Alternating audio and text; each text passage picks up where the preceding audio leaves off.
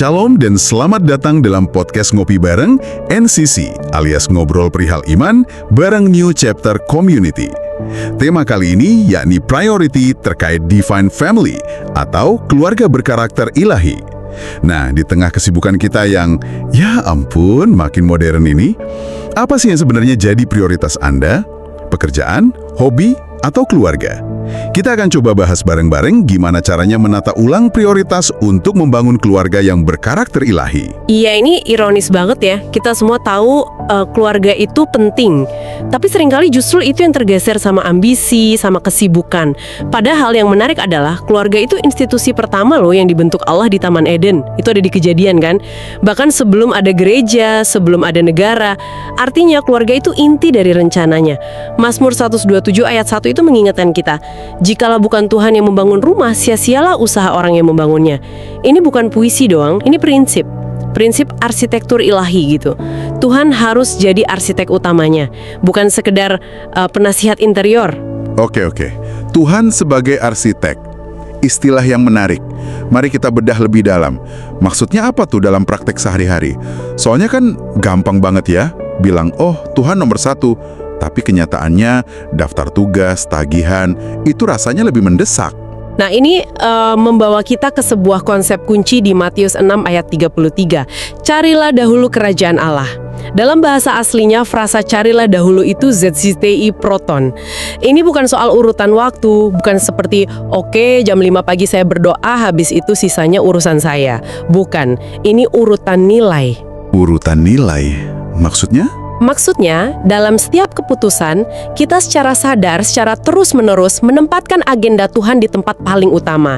Ini komitmen total, kayak yang Yosua bilang, tetapi aku dan seisi rumahku, kami akan beribadah kepada Tuhan. Wah, deklarasi yang kuat banget itu. Dan itu jadi lebih tajam lagi kalau kita lihat lawannya kan? Contoh sebaliknya, seperti kisah Imam Eli itu. Tepat sekali, kisah Eli itu sebuah tragedi prioritas. Dia seorang imam besar, tapi dia gagal mendidik anak-anaknya. Dia lebih takut ngecewain anaknya daripada mendisiplinkan mereka sesuai kehendak Tuhan. Akibatnya, ya dia kehilangan segalanya, termasuk berkat Tuhan atas keluarganya. Dan kalau dipikir-pikir lagi, dalam konteks budaya saat itu, keluarga imam itu kan jadi semacam barometer moral ya bagi seluruh bangsa. Jadi, kegagalan Eli itu bukan cuma masalah pribadi, tapi jadi krisis kepemimpinan publik. Persis, kegagalannya itu bergema ke seluruh bangsa. Dan ini menggarisbawahi pertanyaan tajam di Markus 8 ayat 36. Apa gunanya seorang memperoleh seluruh dunia, tetapi kehilangan nyawanya? Kita bisa renungkan lagi dalam konteks ini. Apa gunanya kita raih semua kesuksesan di luar sana, tapi kita kehilangan keluarga kita? Itu benar-benar mengubah cara pandang ya. Pertanyaannya jadi bukan lagi apa yang kita korbankan demi keluarga, tapi apa yang kita hilangkan saat kita tidak memprioritaskan mereka. Oke, jadi gimana kita bisa mulai membangun lagi dengan arsitek yang benar? Kita bisa mulai dengan 3 langkah yang sangat konkret. Pertama, jadwalkan ibadah keluarga. Kedengarannya sederhana, ya, tapi ini fondasinya. Tetapkan satu waktu yang sakral setiap minggu. Bisa 20 atau 30 menit aja, di mana semua anggota keluarga kumpul, berdoa, baca firman. Tanpa gangguan, tanpa gadget. Ini janji temu kita dengan sang arsitek. Saya bisa bayangin sih, buat keluarga yang belum pernah melakukan ini, awalnya mungkin terasa canggung atau bahkan, terpaksa. Kuncinya mungkin mulai dari yang kecil aja ya. Mungkin satu doa bareng sebelum tidur gitu. Tentu, mulai dari mana Anda berada, itu yang paling penting. Yang kedua, ciptakan waktu kebersamaan berkualitas. Minimal 30 menit setiap minggu, letakkan semua gadget dan bicaralah dari hati ke hati. Bukan cuma hadir fisiknya di ruangan yang sama ya, tapi hadir dengan segenap hati dan perhatian. Disinilah hubungan emosional dan spiritual itu dibangun.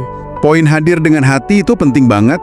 Disiplinnya ada di perhatian kita ya, bukan cuma lokasi fisik. Oke, jadi fondasi spiritual sudah, koneksi emosional juga. Yang ketiga apa? Ketiga, fokus pada satu karakter ilahi. Ini idenya dari Ulangan 6, di mana Musa memerintahkan untuk mengajarkan perintah Tuhan berulang-ulang. Jadi pilih satu nilai, misalnya pengampunan, atau kejujuran, atau kemurahan hati.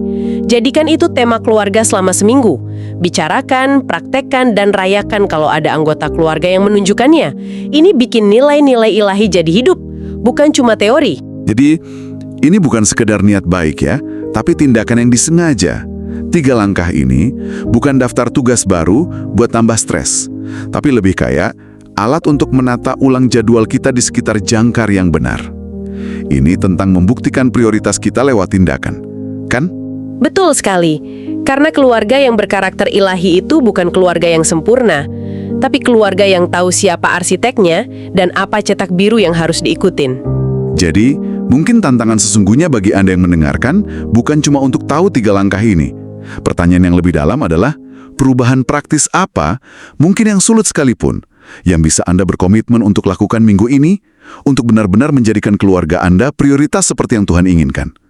Apa satu hal itu? Tuhan Yesus memberkati.